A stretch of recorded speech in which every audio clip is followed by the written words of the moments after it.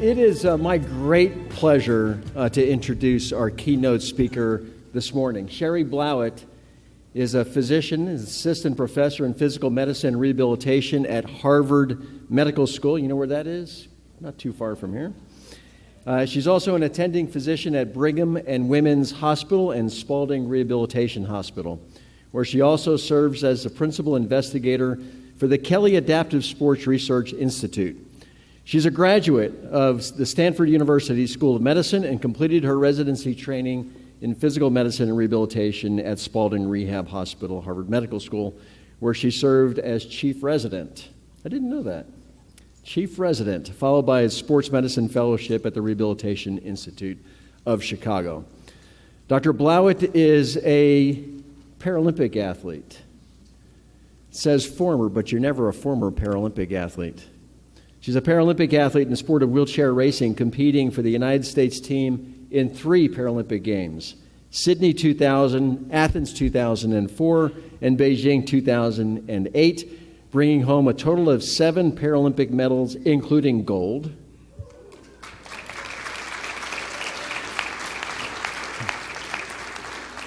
She's also a 2-time winner of both the Boston and New York City marathons and has been nominated for the ESPY Award, the Laureus World Sports Award, and the Women's Sports Foundation Athlete of the Year.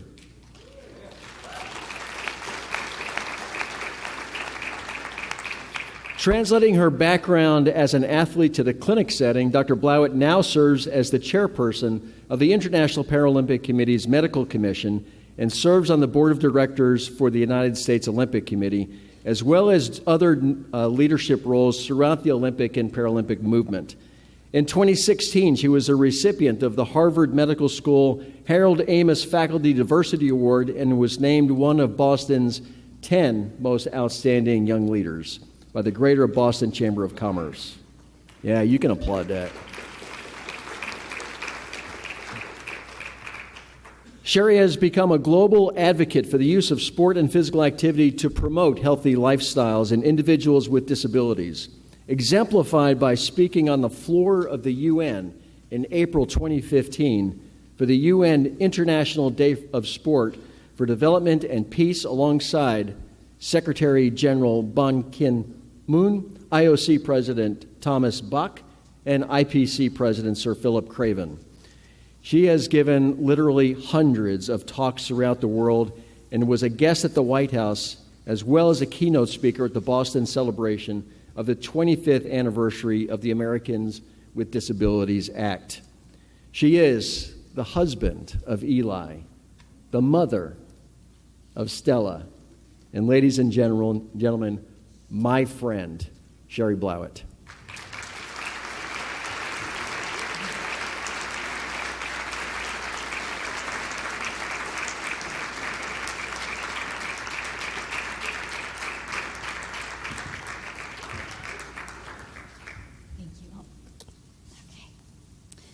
So I'll have to tell Eli that I'm his husband. I'll tell Eli that I'm his husband. So good morning, everyone. It's really a pleasure to be here, and I'm so appreciative for the invitation to provide this morning's keynote on the spectrum of Paralympics to public health and how we think about the inclusion of people with disabilities in sport and physical activity. And thank you, Walt, for the very kind introduction. So just a few brief disclosures as we're asked to do. I do receive funding from the philanthropic funding from the Kelly Adaptive Sports Research Institute at Spaulding and travel and expense reimbursement for various roles in the Olympic and Paralympic movement. So what I want to do this morning, this is an early talk. It's 8:15. I'm sure, many of you, given the nature of this conference, have probably gotten up and out of bed and worked out already. Some maybe not. Some maybe that's coming later in the day. It's early, and I want to start things off with a talk that I hope is in some way provocative, raises some really good questions, maybe even a little bit of controversy about this area of fitness, an area of physical activity that's very much underexplored. And what I hope to do is really, in all of your minds, if it hasn't yet occurred, create a paradigm shift in which we think about disability from going from the symbol on the left to the symbol on the right. The symbol on the left is the standard international symbol for disability. You see this everywhere on bathrooms and parking spots. And actually, there's a big push internationally for it to be adjusted to the symbol on the right, which is much more active, much more engaged, appears much more autonomous and with more self-direction and self-determination. And when we think about people with disabilities and their engagement in sport and physical activity, we're trying to create this cultural and societal shift in which we see individuals and we don't necessarily make assumptions about being sedentary or about not engaging in an active lifestyle, but rather we make assumptions that they're able to do it and we immediately create action around that. And I have to ask this standard quote, if not us who, and if not now when? We here in this room are the people who can create this change. So how we'll get there, brief outline. I'm going to talk first a little bit about what we know about disability and health disparities, particularly as it relates to sedentary lifestyles, and also talk a bit about the known barriers to physical activity for people with various types of disability. We'll then talk about how we can think about physical activity and sport as well as an intervention that can really create impact on health, as well as potential drawbacks and understanding where the pitfalls might be, and then talk about whether this should be seen as something that's nice to do, as a privilege, or more of a rights-based issue. We'll talk a little bit about how we can promote access and opportunity through the lens of universal design, and then make a call to action so that everyone hopefully leaves this room this morning and leaves this whole conference with a renewed commitment to ensure that everything that you're doing is inclusive. So first, some information, mostly facts and figures regarding disability and what we know regarding health disparities. So when we think about disability, it's important to note that this isn't a small subset of our population or a few people sort of sitting on the side of the room. This is a huge part of people globally. And the World Health Organization published a World Report on Disability. This is now a few years ago in 2011. But these statistics have carried forward and continue to show true that if we look broadly at disability, inclusive of mobility-related disability, sensory-related disability, i.e. people who are low vision or deaf, and people with intellectual or psychosocial disability, that makes about 15 to 20% of our global population, which is over 1 billion people. So when we talk about this being a public health issue, I would absolutely argue that that is the case. This is a lot of people that are impacted by potential lack of opportunities in physical activity or sedentary lifestyles. When we look internally here at the U.S., people with disabilities comprise approximately 53 million Americans. This is a figure from the CDC showing the prevalence of disability per state. You'll see that it correlates largely with what we know about trends in chronic disease. And many people say, or will quote, which is true, that disability is both a cause and a consequence of chronic disease. There's a cycle there, right, in which one may acquire a disability and because of that is more likely to be sedentary and acquire chronic disease, and vice versa, where one may acquire chronic disease and because of that accumulates functional impairment or disability over time. So these things are interlinked. And the Institute of Medicine published a report in 2007 called Disability in America, noting that disability affects today or will affect tomorrow the lives of most Americans. Disability touches everyone. We from within the community always say that everyone else is temporarily able-bodied because at some point in time, almost everyone will encounter disability, whether it's transient or permanent, particularly as part of the aging process or for a number of other factors or reasons. So there are a lot of initiatives to promote physical activity. Obviously, ACSM is very active in this space. I put up the logo of Exercises Medicine, but there are many more initiatives, including this conference. You have our pro sport leagues engaging with activities such as the NFL Play 60 program. The government's engaging. The Obama White House, of course, supported a program called Let's Move that was very much supported by Michelle Obama. And the federal government has set goals related to Healthy People 2020 and is now, of course, looking even beyond that in terms of sort of guideposts of where we want to be in promoting a number of things inclusive of physical activity. But I think one has to ask, do these programs meet the needs of people with disabilities, or are they well suited to be fully inclusive? And I think the reality is that although there are certainly some efforts in that regard, very few programs that are, from a population standpoint, working to promote physical activity really think concertedly and very proactively about disability. So some facts and figures that I think are telling. This is information from the National Health Interview Survey. Now, there are several large population health surveys, and there's been some critique over time with regards to how well those surveys actually capture disability. And the NIHS is thought to do that the best of all of them. And the way they do this is they ask people to self-report whether they have movement difficulty, emotional difficulty, seeing or hearing difficulty, or cognitive difficulty.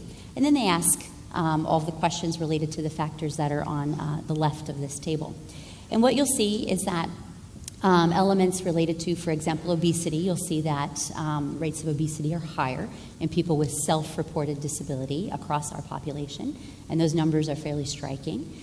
You'll see in combination with that people are less likely to move, so less likely to report leisure time physical activity, and certainly a low level of leisure time PA or none at all, and being completely inactive.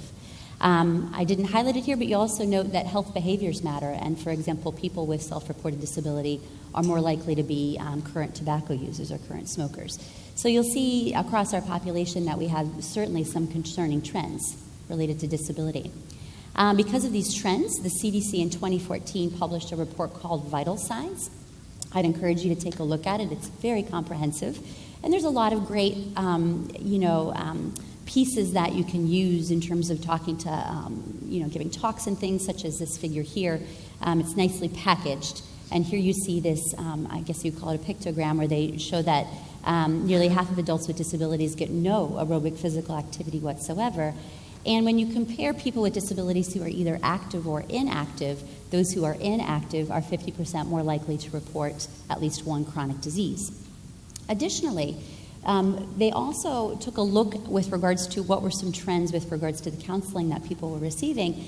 And concerning is that although we know people are less likely to be active, only 44% reported receiving physical activity recommendations from a health professional in the last 12 months. So there's a total disconnect here in that we know this population needs to move more and is more likely to be sedentary, but for some reason people aren't getting advice on that. It's not coming up in terms of their interactions with health providers. So it's important to recognize and talk about what are the barriers. And I wanted to show this table that's adapted from a study by Jim Rimmer at the National Center on Health, Physical Activity, and Disability from the mid-2000s. And what they did is simply asked people who had experienced a stroke and who had hemiplegia, what were the barriers to exercise in their community? And you'll see here, just very simple, the percentage of respondents who noted barriers related to things like cost of the program, where to find a program, transportation, not knowing how to exercise or what to do, and much lower reporting of things that are inherent to sort of to motivation of the individual, like lack of interest, lack of time, or fear that it may worsen their condition. And it's important to note that if you look at things that people are self-reporting as the main barriers, these are all things that are modifiable and that we can impact. Cost, not knowing where to go, how to get there. These things are, to be frank, these aren't rocket science, right? Like we can try to do things like reduce costs, facilitate people being able to attend programs, putting out better information regarding where to go to access inclusive physical activity. Another challenge is that when you think about disability, this is a very heterogeneous population. Everything from individuals who may have, a young person with a spinal cord injury who was an athlete before their injury and now they still want to be an athlete, like the tennis player or the monoskier or the quad rugby player shown here. It's also inclusive of people who are aging and acquiring functional impairment over time. It's inclusive of our baby boomers and people who may be sort of that, so to speak, weekend warrior who are going out and suddenly that run that they did on Saturdays, now all of a sudden their hips hurt and their knees hurt and things are just sort of going wrong, right? And of course, it's also inclusive of people with any type of intellectual disability, which is a large proportion of that 20% when we talk about our overall population of people with any type of disability. So I list this as a challenge because the heterogeneity of this population and the fact that it can change, I think creates a challenge or a perceived challenge for people who are trying to run and establish programs. You know, how do you make something that's a one-size-fits-all for this very diverse population? And I think that's intimidating to people. It can be done, but I think it's intimidating. Additionally, I wanted to note that we can't separate the fact that the social determinants of health also impact this population and act as a barrier. So this is just very basic information from the U.S. Census showing that people with severe disability are less likely to be employed and are more likely to be living in poverty or with socioeconomic challenges. And we know through fairly good research that low socioeconomic status is a known barrier to engaging in physical activity. Life is just complicated. There's a lot going on. Day-to-day challenges related to other stressors in life. And when that's the case, certainly physical activity becomes less of a priority in many households. And I wanted to note that as it relates to disability, there are often barriers related to the natural environment as well as the built environment, and I wanted to provide some examples. So this is a survey that was done also by the NCPA group of 35 fitness facilities across the country. Simple survey looking at access related to the built environment, i.e. the structure of the facility, what equipment was available, the swimming pool, information, policies, and also behavior of the people. And they found some interesting things. At that time, there were very few facilities that were fully accessible with regards to things like showers and locker rooms, power-assisted doors, ramps, and all these factors fully meeting ADA specifications. Additionally, less than 10% had any options for upper body cardio, and less than 25% with just adequate space for navigating the facility in terms of being able to get between machines and so on. About half had pool lifts. Less than 25% had information in accessible formats for people with any type of sensory disability. And as a positive note, over 85%, at over 85% of the facilities, if you were a person with a disability, they noted that there was a cultural competency aspect in being able to ask that person how they would require assistance or what would be the best way to provide assistance before making assumptions. And this was seen as a positive because that's a basic element of just respectful communication. And that's very important to note because, you know, if our fitness facilities are inaccessible, our YMCAs, our 24-hour fitnesses, the gym in your hotel or in your apartment building, and so on, if those aren't accessible, then people's options really start to narrow because the natural environment is also presents many barriers. You know, if you think about when you're traveling or if you think about the spectrum of what you like to do for exercise, it may be, you know, going on a hike or going on a run. And all of those options often also present barriers, whether it's related to irregular rocky surfaces like on hiking trails or on a beach, or whether it's related to having low vision and not being able to easily navigate the natural environment. So it's even more important that our structures or our fitness facilities are accessible and inclusive because oftentimes they're sort of the staple or the go-to option for people with various types of disabilities. And last but not least, I wanted to talk a little bit about a provocative thought regarding whether or not our own attitudes are a barrier. And this concept or this quote is one that I really think is apt. From this article in JAMA from 2002 where they talk about the vicious cycle of inactivity for people with disabilities. And this goes back to the point that I made earlier with regard to disability being both a cause and consequence of chronic disease. And you'll often see people, we've all seen this cycle, and we've seen people unfortunately get caught in this cycle where things start to add up. Maybe they're inactive, they start to become less fit. Because of that, they're not moving as well and may even qualify for having a disability, and then because of that they become even less active and it just starts to spiral downhill. And you know, the question is, how can we, given the hats that we wear and our knowledge base, help to stop that cycle before it gets too far down the road?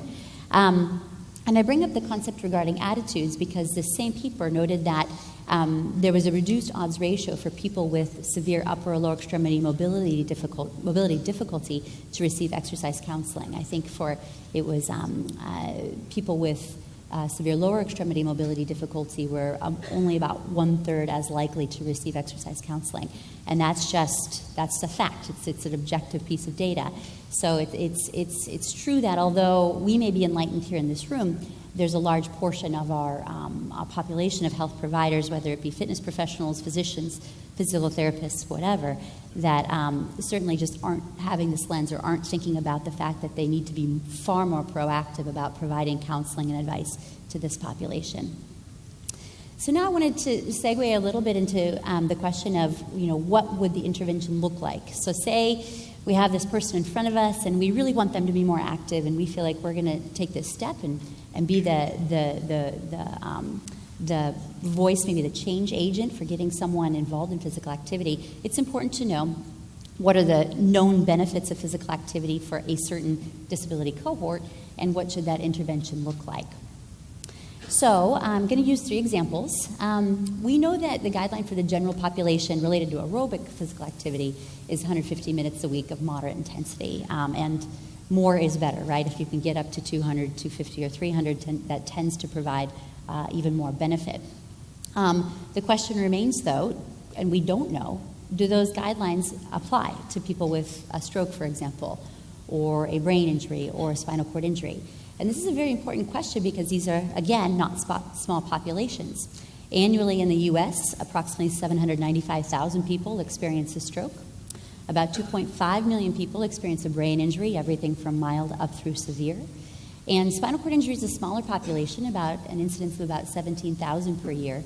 But this is a very important population because these are usually younger individuals who have a lot of life left to live, who need to be moving and need to be engaging in an active lifestyle. So we'll first talk a little bit about stroke. When we think about the potential benefits of exercise, it's important to note that there's probably a potentiated impact in which people have benefit to their cardiovascular health or cardiometabolic health, but also there's an element of exercise facilitating at least some amount of neurorecovery, which is really important to know. So there's strong evidence with regards to elements of cardiovascular and metabolic fitness. This is extremely important given that in most cases, people who have experienced a stroke typically by definition have cardiovascular disease, or at least vascular disease. And because of that, typically have concomitant risk factors, things like hypertension and diabetes and so on. And so when we think about both preventing additional strokes as well as what needs to be done in order to optimize health after stroke, cardiovascular health is of the utmost importance. Additionally, it's been shown that physical activity can improve function, and in this particular study they talked about ambulatory capacity, so getting from point A to point B in an efficient way. There's also emerging evidence regarding some of the other elements that come along with stroke in which physical activity can have an impact. For example, improvement in depressive symptoms. Depression is very common after stroke. Improvement in some cognitive functions like executive function and memory, and improvement in what we call post-stroke fatigue, which is something that can be quite bothersome and even debilitating for some people after they experience a stroke. So for all of these reasons, the American Heart Association has published exercise recommendations for people after stroke. You can find it in this, there's a guideline from 2014 that's very easy to find. It was published in Circulation and a number of the other large journals. And I took just a snapshot of it here. It's more comprehensive than this, but certainly didn't want to fill up the slide too much. So they talk about aerobic training, muscle strength training, neuromuscular training, and these are some of the recommendations, and you can take a look at that on your own time. So I won't go too far into that, but please note that it does exist.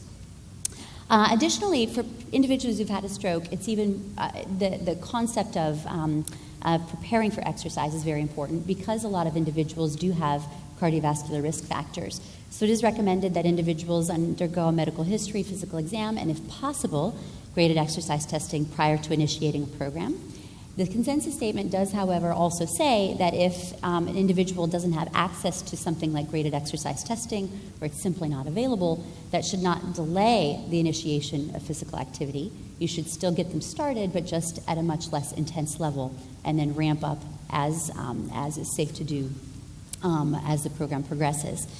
And I want to say, so it's important to note that yes, these recommendations exist, but I think they're highly underutilized. And I know from the standpoint of the medical community, wearing my hat as a physician, that oftentimes after someone's had a stroke, we worry a lot about things like what medications they should be on. Should they be on Coumadin or Plavix for a blood thinner? Should they be on a certain type of antiplatelet agent, for example, for secondary stroke prevention? We worry about controlling risk factors like making sure their blood sugar is well controlled and making sure that their blood pressure is well controlled. And we focus a lot on that and adjusting medications and having long conversations about which medication they should be on. And we often never have the conversation about, well, how do we get them to exercise? And it's a huge miss because, again, it's a huge population. We know exercise works, physical activity works, and we simply don't connect the dots on so many occasions, and I think it's a really big miss. As it relates to traumatic brain injury, again, this encompasses everything from concussion up through more moderate or severe TBI. And it's known that physical activity can likely have an effect on what we would call neurocognitive function. So after you've had that insult to your brain, obviously there's a lot of, it's a very active milieu where all those neurons are trying to create new synapses and new connections. And we know that physical activity, there's emerging evidence that physical activity can have an impact on things like neurotrophins, or the factors that try to stimulate new neuronal connections, neurogenesis or neuroplasticity, plasticity being the way in which uninjured parts of the brain take over new function for injured parts of the brain. So for those with more moderate to severe TBI, there are some small prospective studies. This is actually an early area of research. But these small studies do show that exercise can improve cognitive function. So for example, lead to improvements in scores on some of the neurocognitive tests that they do, like the trail making test, that are validated measures of neurocognitive function after TBI. As it relates to mild TBI or concussion, the most recent Berlin consensus statement that was published in 2017 adjusted things a little bit, and they said that now they actually recommend that gradual activity can begin 24 to 48 hours after a concussion, as long as one stays under the symptom threshold. That's a bit of a sea change because we used to think that we had to engage people in complete rest, i.e. put them in a dark room, no screens, no interaction with the outside world. You can walk to the bathroom, but that's it. Okay, well, we've loosened that a little bit, and now, yes, there's probably a role for a very short period of rest, but after that, you can start to get people moving again.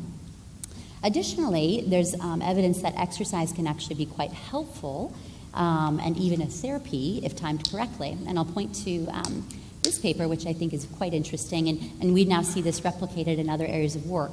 And that's that particularly for people who have more long-term symptoms of concussion, particularly for over a month in this particular study, that aerobic exercise actually can be part of the solution. And that's because when one has more chronic symptoms, it's more likely that there's other factors that are tied in with those symptoms aside from just the impact of the concussion. For example, depression, mental health overlay because you're now not playing sports and you're not seeing your friends and they're pulling you back and it's a different environment.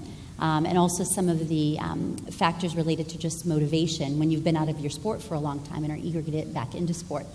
So this particular group recommended this type of program in which they're infusing elements of education and motivation in with someone's recovery process. And for those with chronic concussion symptoms, it's thought that there's probably actually an important role of physical activity. As it relates to spinal cord injury, there's fairly good evidence that for these oftentimes young individuals who experience a very sudden change to their mobility status, that there's a role for physical activity in chronic disease prevention, but also improved performance. So once someone has acquired a spinal cord injury, there's a very significant, very dramatic change in their overall level in their overall physiology. You've obviously, say, for example, if you have someone with new onset paraplegia, you often have paralysis of these large muscle groups of the lower extremities, which can kick off a number of processes, for example, loss of bone mineral density and early osteoporosis. Certainly, things like elevation in serum inflammatory markers, lipids, all because now you have paralysis of these large muscle groups, which typically are very much, as you all know, very much involved in driving elements of cardiometabolic health. So it's shown that physical activity can demonstrate improvement in lipid profiles and reduction in something like CRP, which is a serum inflammatory marker. also intuitively lead to improvements in muscle strength and lean muscle mass. And particularly with certain types of therapies like functional electric stimulation training, you can get improvements in some physiologic markers like VO2 max. FES, or functional e-stim, is a therapy in which you actually use e-stim to engage movement of the paralyzed muscles of the lower extremity.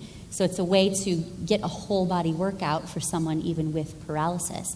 And there's really good research, particularly by Andy Taylor and his group, that show that when you engage someone with spinal cord injury in a quote-unquote whole body workout with use of e-stim, that the physiologic response is much more robust.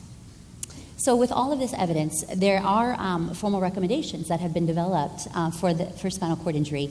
This work has been led by Kathleen Martin-Guinness from Canada, and they just put out a new recommendation very recently, noting that for cardiometabolic health, it's recommended that one engage in a minimum of 30 minutes 3 times a week of moderate to vigorous intensity physical activity. And I think when you look at that, it seems a bit low, and it's important to note that that's the floor, right? That's not what we necessarily aspire to, but it's the absolute minimum that one would need to do in order to attain some benefit or some cardiometabolic response. So in general, I think that this paints the picture of the fact that if we think about physical activity and whether or not we're engaging people in too much and too little, by far and away the more significant concern is that people are doing too little exercise. But I did want to just provide a few examples of more of the sports and elite sports spectrum and how we think about, well, what are the potential risks of when people do engage in a lot of physical activity, and what do we have to think about in that regard? So if you shift from just basic physical activity and exercise interventions to actually thinking about organized sports, it's important to know how we define this. So when we think about adaptive sports for people with disabilities, these are typically organized opportunities that are competitive and based on rules, and that's how we differentiate it from simple recreation or physical activity. And it's been shown that there are even more potential benefits when one engages in organized sports, probably because of that social milieu, that team approach, some of the socialization aspects that come along with it. And there's been pretty good evidence for reduced anxiety and depression, improved social integration, which is intuitive, improved life satisfaction, particularly if you get people back into the things that they love doing, and also potentially some impact on employment, again, probably because you're getting people into healthy mentorship relationships and so on and so forth. There has been some work, however, and this is an area of work that I've been quite involved in looking at elite athletes with disabilities and the risk of sports-related musculoskeletal injury and also sports-related illness. And it's important to note that there are some things to be aware of. Again, by far and away, the more significant concern is that we need to get more people moving. But we shouldn't forget about when people move a lot or when they're engaged in elite sport or aggressive physical activity, we also need to ensure that we promote principles of injury prevention.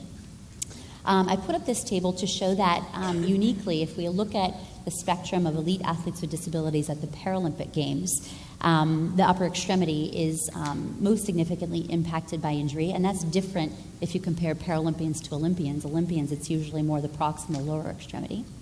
And particularly the shoulder is at high risk, and this is both athletes who are wheelchair users but also non-wheelchair users as well. So certainly things like shoulder injury prevention are extremely important for your elite athletes whom you may be interfacing with or working with. Additionally, it's important to keep in mind some of the risk factors related to medical sports-related illness, issues related to skin breakdown with use of improper equipment fit. Some of our athletes, like athletes with spinal cord injury, for example, have impaired autonomic function. And so they may be at risk for elements of heat-related illness due to poor thermoregulation, or things like orthostatic hypotension or something called autonomic dysreflexia, which some may be aware of, but in case not, it's a phenomenon in which if the athlete has a noxious or painful stimulus below the level of injury, it can set off a very robust release of epinephrine and norepinephrine and cause acute hypertension and even hypertensive emergency. So there are some factors particularly related to athletes with neurologic injury that one should keep in mind. Again, this shouldn't prevent us from getting people active and moving and engaged in sport, but certainly don't forget about these factors as well. And if you're interested in that, I shared some titles here of some of our work related to this this theme that comes out of the longitudinal injury and illness surveillance study at the Paralympic Games. A lot of these papers are available in the British Journal of Sport Medicine, particularly in the quarterly issues that are in partnership with the International Olympic Committee, which are focused on injury prevention and health promotion. And ultimately, the take-home point here is that we as fitness professionals are really uniquely qualified to understand both ends of that spectrum, the importance of getting people moving, but also the importance of prevention of sports-related injury and illness in athletes with disabilities.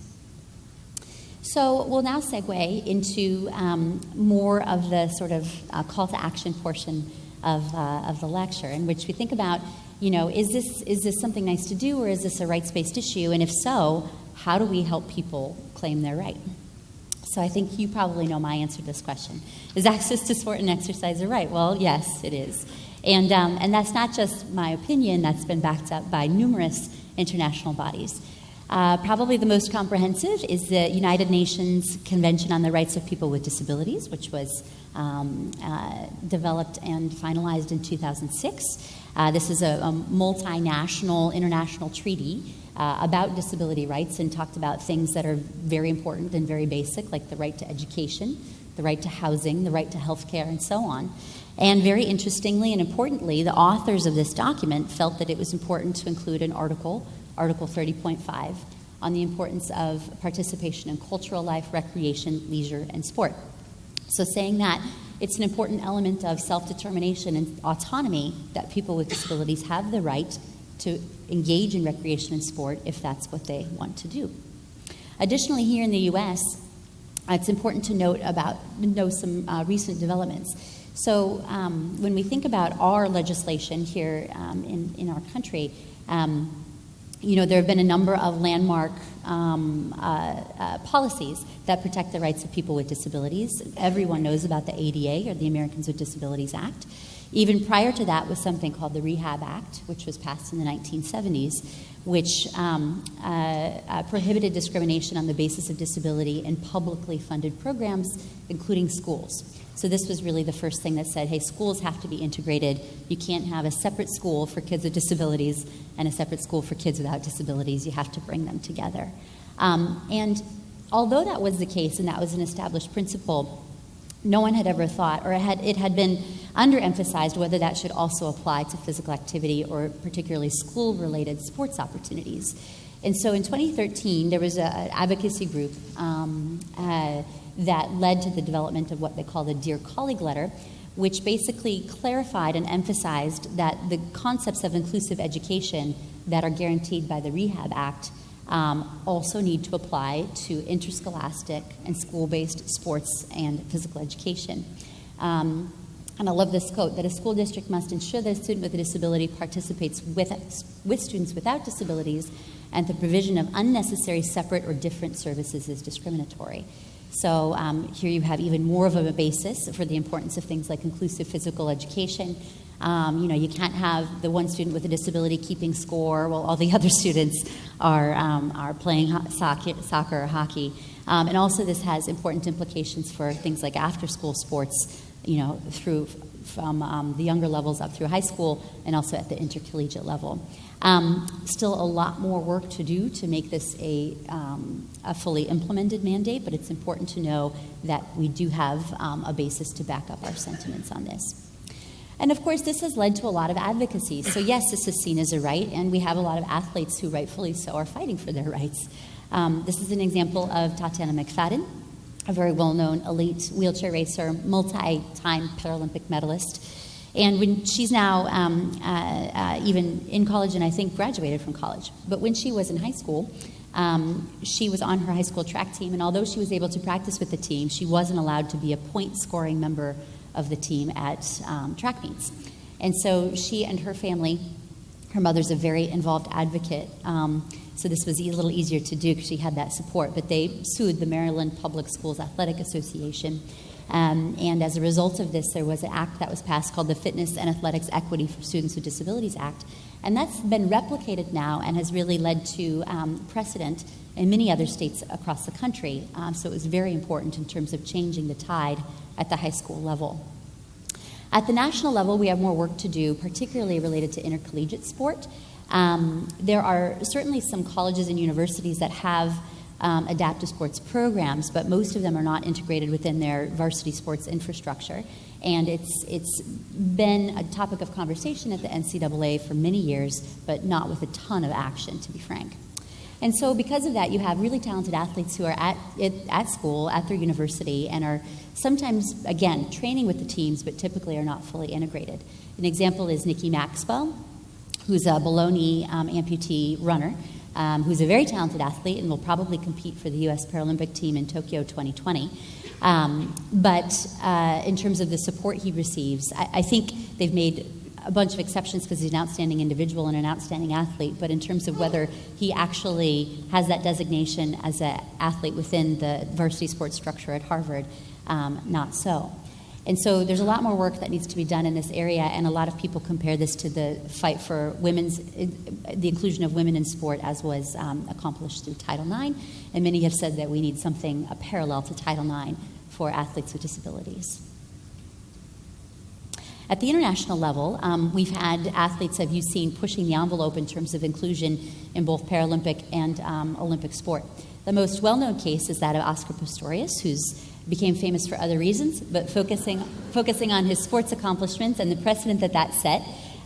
He was one of the first athletes to push hard for the ability to run track in both the Olympic and Paralympic Games. And what happened really was that Oscar came on the scene and he competed at the Paralympics in 2004. He was clearly a very talented athlete. His times kept getting better and better, and as he was within striking distance of qualifying for the South African Olympic team, the IAAF, which is the International Association of Track and Field, put out a policy saying that athletes can't run with any external devices or any type of mechanisms. And although, of course, they said this wasn't targeted toward Oscar, it obviously was. Who else would it apply to? So he was prohibited from competing in IAAF competition. He appealed that decision all the way up through what we call the Court of Arbitration of Sport, which is kind of like the Supreme Court of sports, and that sits in Lausanne, Switzerland. And the appeal was upheld by CAS. So they essentially said that the IAAF cannot prevent him from competing until they have proof that his prosthetic devices cause some type of unfair performance advantage. So because of that, Oscar was able to push on, and he qualified for the South African Olympic team in the 400 meters and the 4x400, as well as competing at the Paralympics. He didn't medal at the Olympics, but just by being there, he really stimulated an international conversation around what should inclusive sport look like at that level, and is this fair or is this not fair, and all these interesting debates regarding what we should be doing.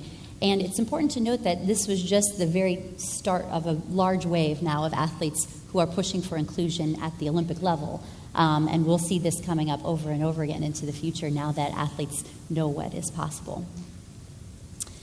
I wanted to now just briefly talk a little bit about my story and about how I became a passionate advocate for this topic based on personal experiences, both good and bad, over many years.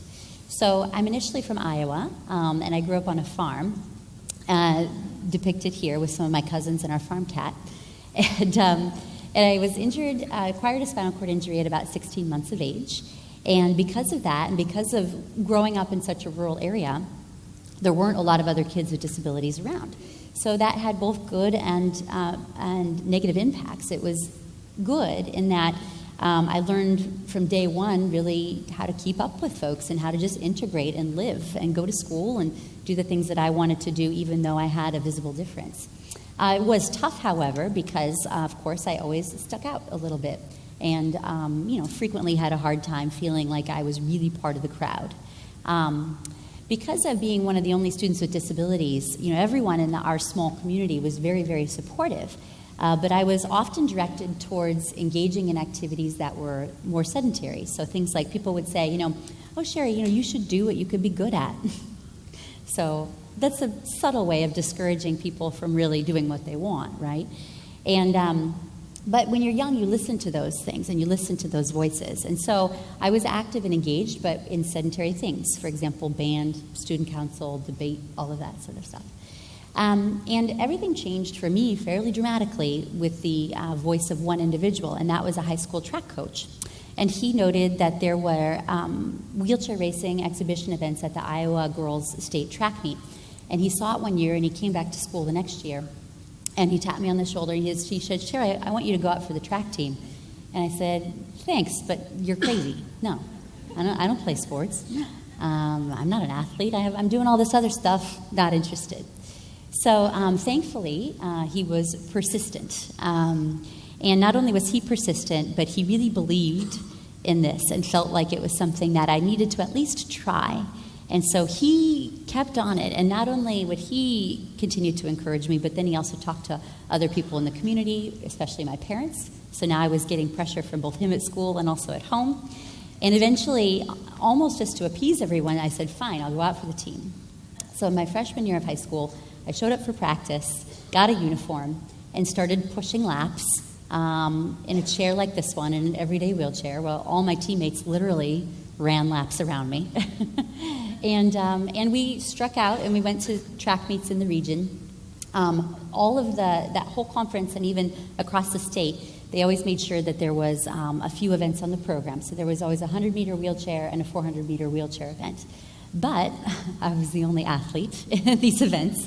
So if you can imagine being a freshman in high school and running or wheeling a 400-meter by yourself in front of an audience, like, who's volunteering for that, right? It was no fun at all. It was terrible. And because of that, I was totally ready to throw in the towel at the end of that season and say, hey, I gave it a try, thanks, but I'm good. And there was another critical moment when we went to the state track meet that year. And I was there. This was going to be my last hurrah to race these events and then quit the team. But lo and behold, when we showed up that day, I met several other teenagers who were also competing on their track teams in different parts of the state. And those other teenagers were my age, they were girls, they also had visible disabilities. And I was so intrigued by them and wanting to get to know them and be friends with them that it stimulated me continuing to participate in the sport. So it was the social hook initially. And that hook of finally being amongst people who I felt were my true peers in every way, that really understood me and understood what it was like to be a teenager with a disability. So I stuck with the team. And not only did I stick with the high school team, I also started to go to the practices with a junior wheelchair racing team that trained in Des Moines, Iowa, which was about a 4-hour drive from our family farm. But because of those friends I made, I kept going, and I started to really enjoy it. And then once I started to really enjoy it, then I started to acquire skill. And slowly my time started to drop. And slowly I realized, hey, I'm actually good at this. And once you get good at something, then that activity in and of itself is fun. So then I actually started to like playing sports, only after all that time. And interestingly, once I got into the groove and once I started to understand what it was like to live an athletic lifestyle, then I was hooked. And then I realized, slowly but surely, that this was an identity that I was always meant to have, but never had the opportunity to have. So with that came a whole chapter of my life, including competing with the U.S. Paralympic team in 3 Paralympic Games. This is a picture from the 800 meters in Athens, where I had the honor of bringing home a gold. And also shifting, thank you.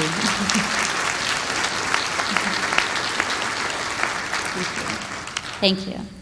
And also shifting towards the end of my career into longer distances in marathoning and bringing home a couple of wins at Boston in 2004 and 2005, which was life-changing. Thank you. And of course, this was with the support of just villages of people over many years who had enabled these things to take place and these accomplishments to occur. But, paralleling my story with some of the examples that I presented earlier, there were a number of moments along the way where things could have become sidetracked very easily, and none of this would have been possible. For example, what if my parents had said, Cheri, it's okay.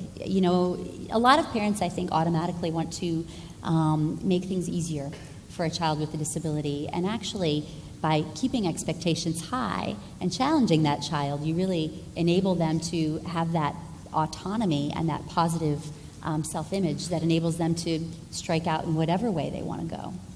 What if I hadn't had that one coach who encouraged me to have an athletic identity and to even give sports a try?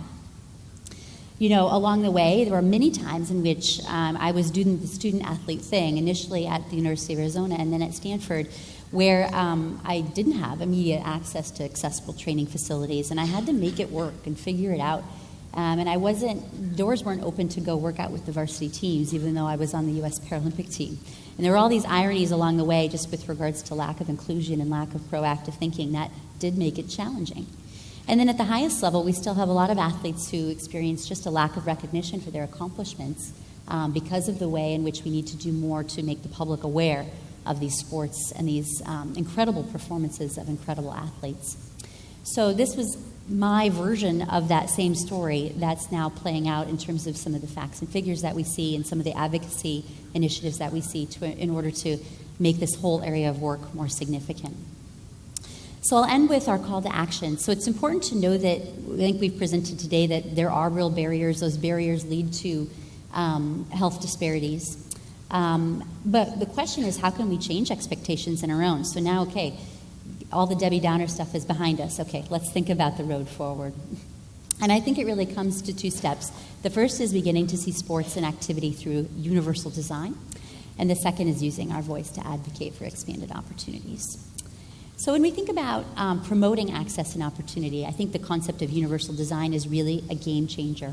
So this is a concept in which you design things, not just buildings, but also programs and policies in a way that works for everyone, so that you don't have to design separate programs or separate institutions for people with disabilities. You create something that's a universal solution from day one. It saves money.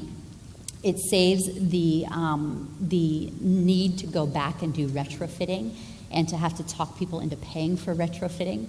And it creates a more universal attitude around things in which you're not doing something or building a program that's just for people with disabilities, but you're building a program that's for everyone that also works for people with disabilities. And when you change the lens and reframe it that way, it's amazing how people start to respond and how barriers are reduced because that stigma and bias that's still out there becomes less of a problem. So an example is this ramp that's integrated into a staircase. This is in a public square in Canada. And you'll see that the way this is designed, people can enter together. You can use the ramp or the stairs or both. A person with a mobility disability doesn't have to go find the separate accessible entrance around back and then try to find their family again. It's respectful, it's universal, and it's lovely at the same time. So we can apply universal design to physical activity, and I'm going to provide some examples that are easy for you to think about implementing. So the U.S. Access Board is a federally appointed organization that their job is to create guidelines that help people to implement the tenets of the ADA. And there's an ADA checklist with regards to fitness facilities that's available via the Access Board. And it's very easy to take this checklist and to go into any facility and immediately start to point out areas in which improvement could be made. I shared one picture here of one element of the checklist related to floor space, but this is a quite comprehensive document, and you can see how you can really make an impact. And it's really easy. I think it's not too intimidating to say, either bring this to your place of employment, or if you're simply a customer at a fitness facility, or you're advocating for yourself or a family member, it's easy to say, well, I have this objective checklist. If we could just go through it, we may be able to make some improvements here that would benefit, again, not just customers with disabilities, but everyone. Another example of universal design, one of the tenets of universal design relates to tools and materials. So I think what we find a lot is that when we get into fitness facilities, even if you can get in the door, there's still a lack of programming that works for people with various types of disabilities. So one example, there are many, but wanted to provide one tangible example of how you can design programming that's inclusive is using something like this and designing an upper body spin class. So the way this crank cycle works, it's an upper body ergometer, but in a fairly athletic design. And as you can see, it has a mechanism that works for most people. If you're standing and have no disability at all, you can just move that seat out of the way, and then you're standing, you're engaging your lower extremities and your core while you're cranking with your upper extremities, which is a great whole body workout. If you are standing but maybe have impaired balance, or maybe you're an athlete who just had knee surgery, you can use that little seat there. You can rest your lower body and then still crank with your arms. And if you're a wheelchair user, you can move it out of the way altogether and just pull up to the machine. And this enables you to have these inclusive classes where everybody can work out together because people have choices. And one example is the picture in the bottom right frame from the Lakeshore Foundation in Birmingham, Alabama, where they have a tremendous inclusive fitness facility. And they have these spin classes or crank classes several times a week. And as you can see, it's a total blend of just able-bodied people from the community, people with disabilities, and really all comers who are able to work out together. Universal design can apply to programs. So a few examples here. The PSIA, or the Professional Ski Instructors of America, and they have a really fantastic mechanism of training. And they're very inclusive, so you can become a certified ski instructor at the basic level up through the elite level in both able-bodied skiing or in various types of adaptive skiing. And if you want to get certified in adaptive skiing, one of the things that you have to do is get in a ski and do it. So you have all these ski instructors who are high-level skiers who also now are in monoskis and able to use monoskis and are able to then, when they go out with their friends, decide if they want to ski upright or ski in a monoski. And it really changes the paradigm because now these are all just tools to ski, and anybody can use any of the tools to ski. One of the guys who I know is an instructor shared a story recently that I thought was great, which is that his daughter actually, because she's around monoskiers all the time, she actually asked for a monoski for Christmas. Like, why not? His daughter, who does not have a disability, because it's just another way to play sports, really, and that's taking it yet to another level. Similarly, the sport of sled hockey, particularly at the community level, enables teams to create a roster that's inclusive of both people with and without disabilities. And this is very helpful because it fills rosters at the community level, so it makes for more exciting tournament play. And it also enables the development of athletes with disabilities to move up that pipeline of skill to ultimately, if their desire is ultimately to compete at a high level. And at the community level, it enables people to play together with their friends and family without having to have a separate team only for people with disabilities that practices at a separate time and plays at a separate time. Rather, this makes it far more inclusive. And last but not least, revisiting this issue related to policy, universal design can also apply to policy.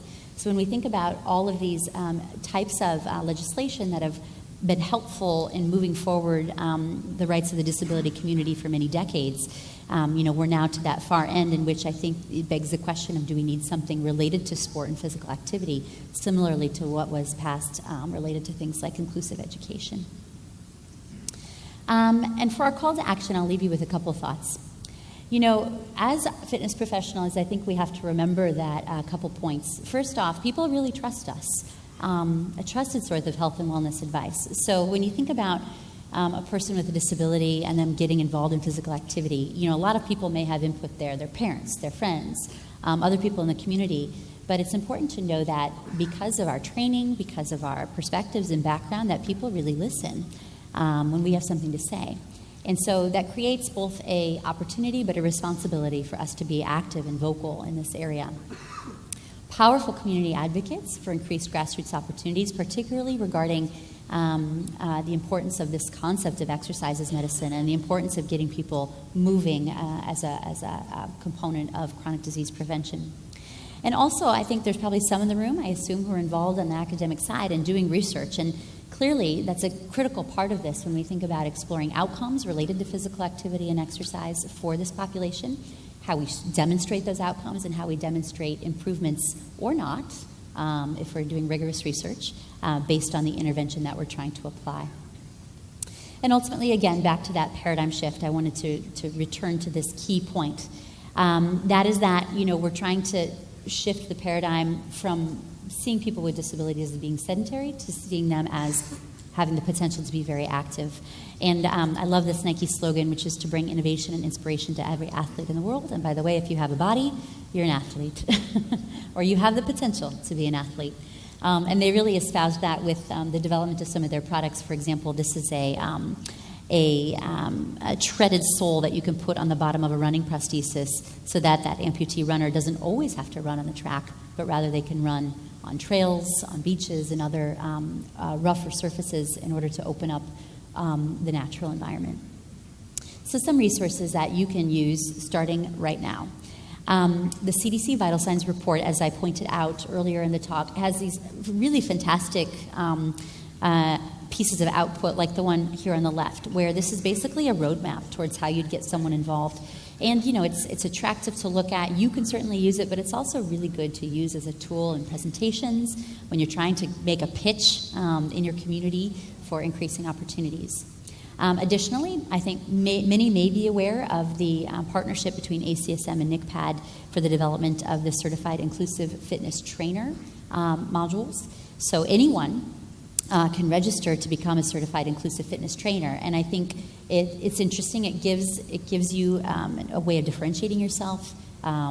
It gives you a way to acquire an extra skill set, and I would argue that I think most fitness facilities around the country, there should be a mandate or a impetus that all have a CIFT or a Certified Inclusive Fitness Trainer on their staff. NCPAD, as I mentioned earlier, is the National Center on Health, Physical Activity, and Disability, and their website is literally a treasure trove of resources. So if you're ever looking for additional information, tools to use with clients, please go to this website. There's even videos that clients can use to work out at home, for example. Really, really rich source of information.